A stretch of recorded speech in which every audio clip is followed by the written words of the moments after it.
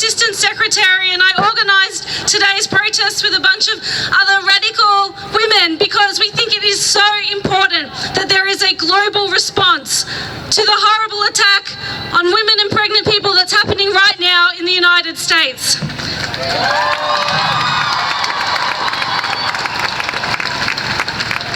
With the stroke of a pen, 6 bigoted, right-wing, misogynistic judges have stripped millions of people in the United States of the right to choose, of the right to control their own bodies, therefore the right to have genuine self-determination. Shame!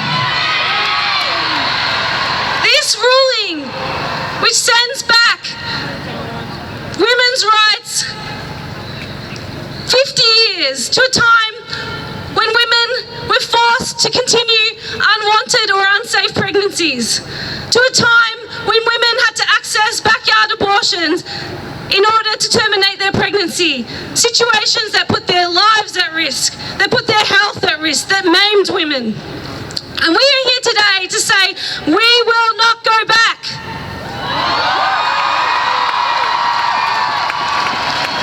So this protest is about standing up in solidarity with all of those people across the United States that are fighting back for their rights. We want to let them know that they are not alone, that we stand with them.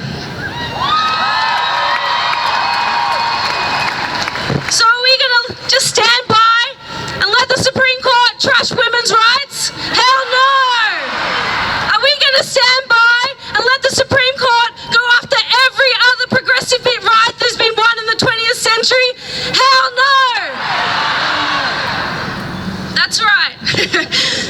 So great to be fired up here. We should be burning with rage about what is happening. But first I want to take a moment to acknowledge that this protest is taking place on stolen land. This is the land of the Wurundjeri people, of the Kulin nations. We stand in solidarity with Indigenous people as they stand up to the racist Australian state and they fight for self-determination. And this is important because First Nations people continue to be oppressed in this country and they continue to have huge obstacles to accessing basic public health care, including their reproductive rights. So that's one of the important reasons why we're here fighting today.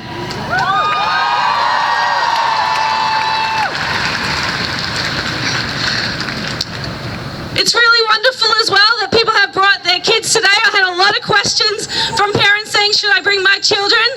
And so it's so important that you have. I've got my 3-month baby here today as well. Woo!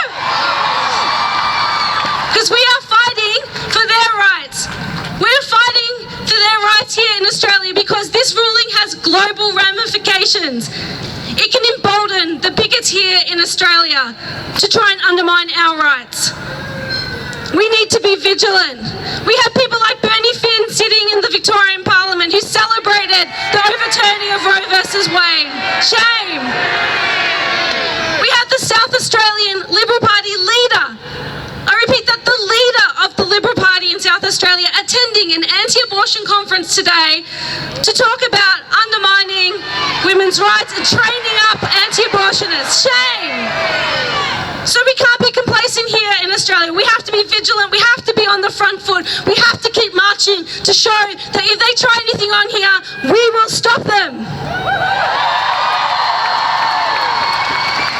And of course, the situation is far from perfect here right now in Australia. We do not have free abortion on demand without apology. Shame! Shame! It's very expensive for women and pregnant people to access abortion. Hundreds of dollars have to be spent.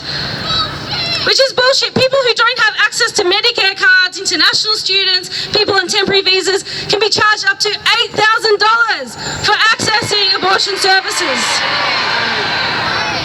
So we're fighting for an expansion of public funding for our healthcare system. It's also a postcode lottery. There are far too few abortion service providers in this country. Women have to travel many, many kilometres often to find an abortion service. That's not good enough. Shame.